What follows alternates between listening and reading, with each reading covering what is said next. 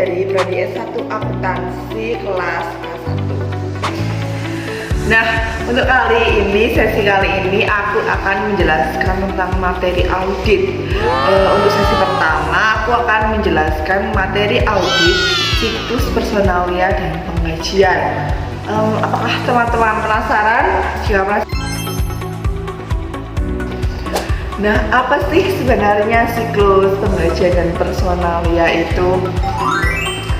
Siklus penggajian merupakan salah satu siklus yang sangat penting dalam sebuah bisnis karena melibatkan pembayaran terhadap setiap karyawannya serta kepatuhan terhadap peraturan pemerintahan.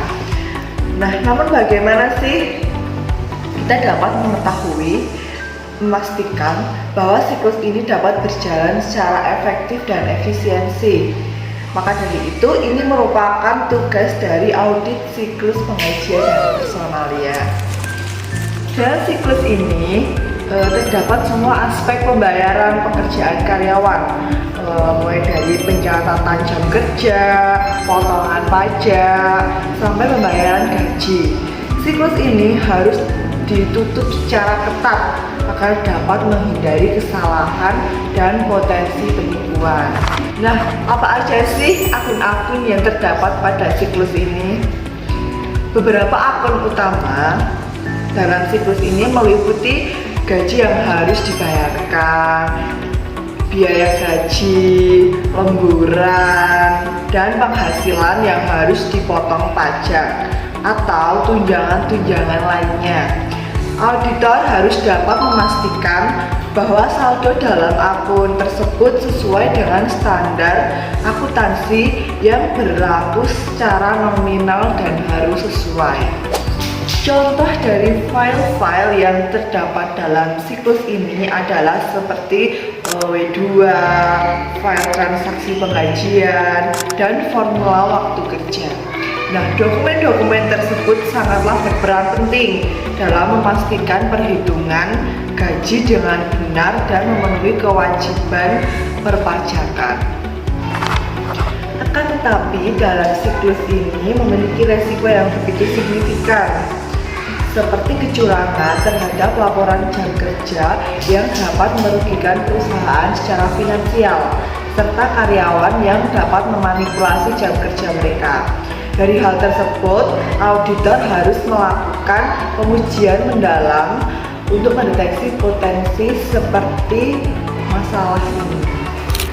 Contohnya nih, seperti seorang pegawai perusahaan menciptakan karyawan fiktif dalam sistem penggajian agar dapat mengalihkan transaksi pembayaran gaji ke dalam rekening pribadinya.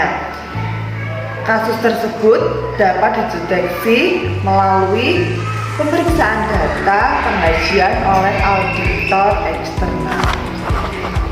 Maka dari itu, ini tuh merupakan kunci penting untuk memastikan integritas dan transparansi dalam penggajian. Dengan adanya proses audit ini yang tepat, kita dapat melindungi perusahaan dari risiko keuangan dan hukum. Nah guys, berikutnya kita akan membahas tentang audit saldo kas. Teman-teman pasti penasaran, audit saldo kas itu apa? Nah, untuk sesi kali ini tentang audit saldo kas, aku akan melakukan sesi pertanyaan atau Q&A dari beberapa penonton yang bertanya-tanya. Nah, baik teman-teman, kita sudah menampung beberapa pertanyaan dari teman-teman online kita ya. Untuk yang pertama ini ada Kak Fauzia. Kak Fauzia itu bertanya tentang apa sih saldo kas itu. Kak Fauzia akan menjawab ya, saldo kas itu merupakan salah satu elemen yang penting dalam sebuah laporan keuangan pada sebuah perusahaan. Namun karena sifatnya yang begitu liquid, saldo kas juga sangat rentan terhadap kesalahan penyajian dan bahkan manipulasi atau penipuan. Nah, maka dari itu, sebelum auditor melakukan audit saldo kas, auditor harus memahami nih bagaimana kas terkait dengan berbagai siklus transaksi seperti siklus pengajian, penjualan, dan pembayaran. Pentingnya audit saldo kas ini tidak hanya terletak pada jumlahnya saja, namun juga pada pengelolaan aliran masuk dan keluarnya. Baik, untuk pertanyaan yang kedua ini dari Kak Ella. Nah, Kak Ella ini bertanya, "Hai Kak, apa aja sih yang perlu dilakukan untuk mencegah terjadinya resiko kecurangan?" Baik, Kak Ella akan menjawab ya. Untuk mengurangi resiko kesalahan atau penipuan, perusahaan terus menerapkan pengendalian internal yang kuat. Nah, berikut beberapa langkah yang dapat dilakukan, yaitu yang pertama, pemisahan tugas antara bagian mengenai penerimaan dan pencatatan serta pengeluaran. Itu harus menggunakan divisi masing-masing ya Kak. Untuk yang kedua itu ada rekonsiliasi bank secara independen setiap bulannya.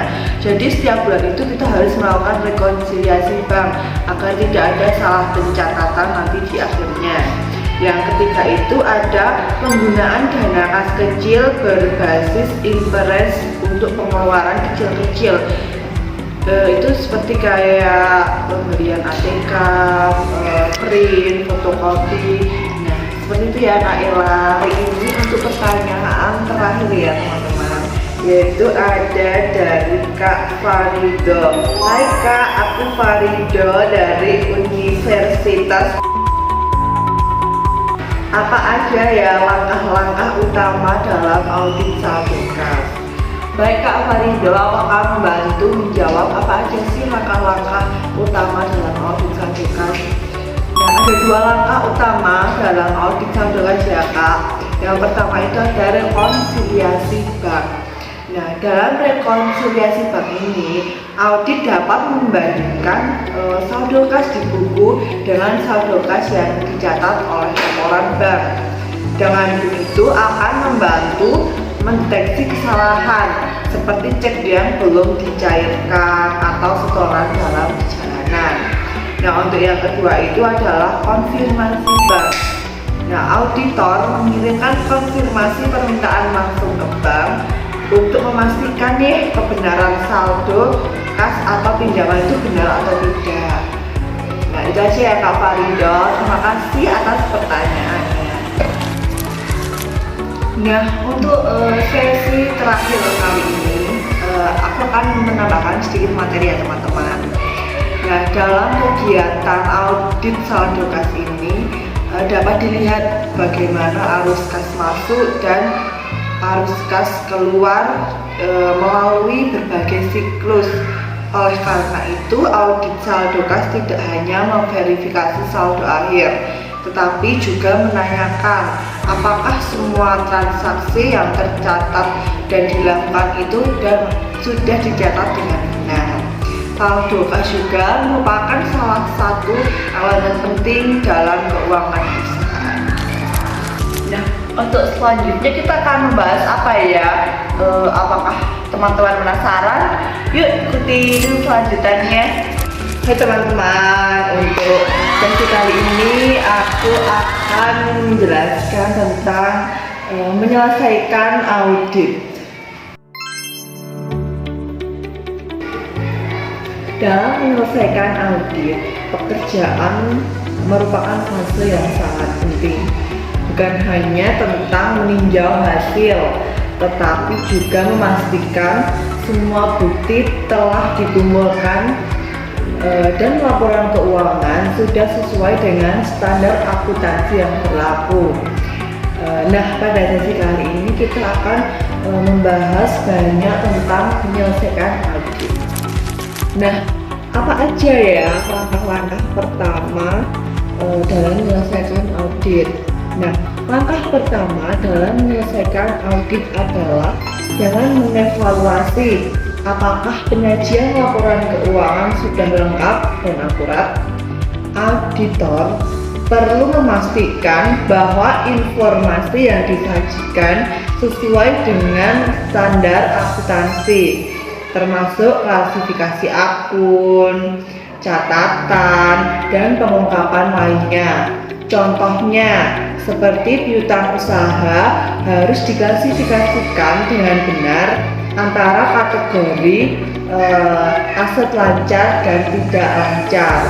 Terus pengungkapan tambahan seperti jaminan atau wesel juga harus dijelaskan secara rinci. Nah, dalam siklus menyelesaikan audit ini terdapat kewajiban kontingensi. Teman-teman penasaran nggak sih apa itu kontingensi? Nah, kewajiban kontingensi ini merupakan kewajiban potensial yang harus diungkapkan jika memenuhi 3 kriteria. Apa saja sih kriteria tersebut? Kriteria yang pertama yaitu adanya potensi pembayaran.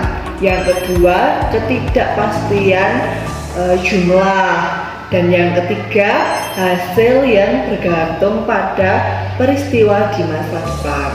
Nah, auditor ini harus mengevaluasi nih apakah manajemen telah mengidentifikasi dan mengungkapkan kewajiban ini dengan benar. Terus contohnya itu seperti dalam kasus tuntutan hukum yang belum diselesaikan. Maka dari itu auditor harus memastikan nih bahwa informasi yang diungkapkan ini tuh secara memadai terdapat pada laporan keuangan. Nah, untuk selanjutnya kita akan membahas apa aja sih yang perlu dilakukan untuk mengidentifikasi kesalahan dan penyimpangan material yang mungkin terlewatkan selama pengujian. Nah, yang perlu dilakukan ketika kita melewatkan mengidentifikasi dan penyimpangan material secara pengujian yaitu dengan menggunakan prosedur analisis akhir. Contohnya nih, seperti jika terdapat lonjakan besar dalam biaya operasional tanpa adanya penjelasan, auditor perlu menyelidiki nih lebih lanjut untuk memastikan keuangan konsisten dengan data historisnya. Setelah itu, langkah terakhirnya adalah mengevaluasi semua bukti yang dikumpulkan dan menyimpulkan apakah laporan keuangan telah disajikan dengan secara wajar. Lalu auditor kemudian berkomunikasi dengan komite audit dan manajemen untuk membantu atau membahas temuan, rekomendasi dan laporan audit akhir. Menyelesaikan audit bukan hanya soal memeriksa angka saja, tetapi juga harus memastikan transparansi, keakuratan, dan kepatuhan terhadap standar. Dengan mengikuti prosedur yang rinci, auditor dapat memberikan keyakinan dan kepercayaan yang kuat kepada pengguna laporan keuangan. Nah, untuk selanjutnya, untuk sesi terakhir kita akan mengadakan Q&A lagi.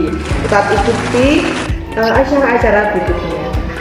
Oke teman-teman, untuk sesi terakhir kali ini yaitu yang bertema audit internal dan operasional, mengelola resiko dan meningkatkan efisiensi ini, aku akan membuka sesi Q&A. Kalau teman-teman penasaran, yuk ikuti. Oke, kita akan memulai Q&A-nya ya. Untuk pertanyaan yang pertama, ini ada dari Kak Nur Aini.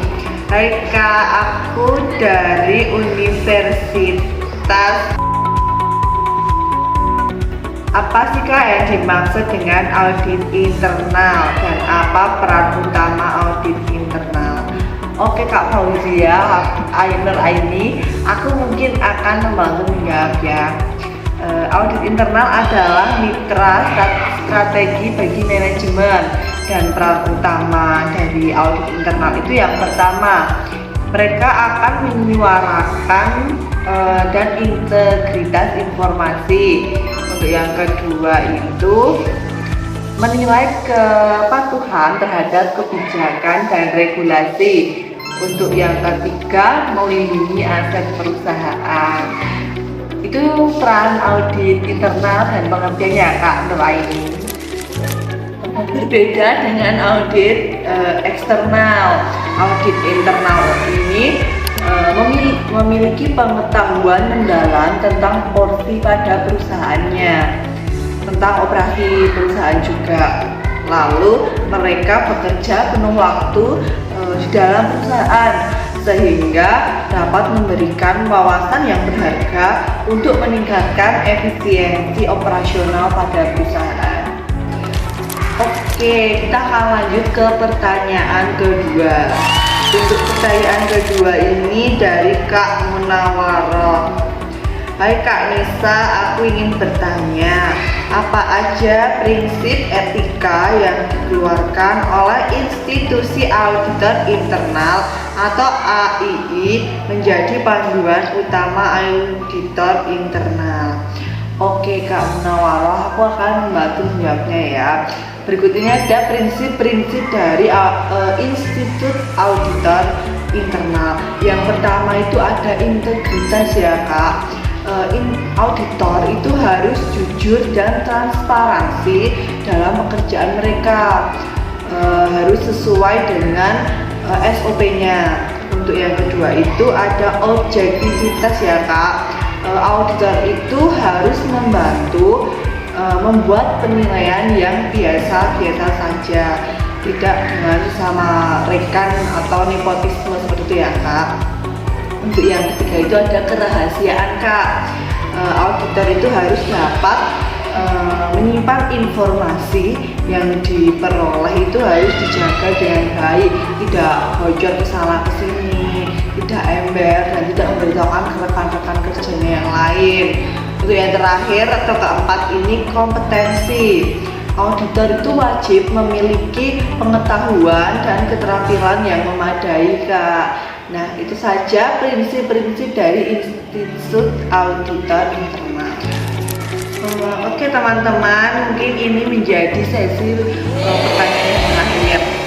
Ini dari Kak Eri. Nah, Kak Eri itu bertanya tantangan-tantangan apa saja yang dihadapi oleh operasional auditor. Hai Kak Eri, mungkin aku akan membantu menjawabnya. Audit operasional tidak hanya mengidentifikasi investasi, tetapi juga memberikan rekomendasi yang dapat diterapkan. Nah, berikut tantangan-tantangan yang dihadapi oleh audit operasional, yaitu yang pertama, menentukan kriteria evaluasi yang spesifik. Yang kedua, membutuhkan keterampilan teknis lintas disiplin. Yang terakhir atau yang ketiga, menjaga independensi dari pengaruh manajemen. Nah, audit internal dan audit operasional merupakan kunci dari menjaga efisiensi, efektivitas, dan transparansi dalam sebuah organisasi atau perusahaan. Dengan mematuhi prinsip etika dan melakukan evaluasi secara menyeluruh, auditor dapat memberikan kontribusi yang signifikan terhadap keberhasilan perusahaan. Sekian sesi pertanyaan tanya jawab kali ini dan sesi penyampaian materi yang dapat saya sampaikan. Terima kasih untuk teman-teman yang sudah menonton. Terima kasih teman saya yang sudah mengetik video, dan terima kasih untuk dosen audit penelitian 2. See you, ketemu di sesi berikutnya.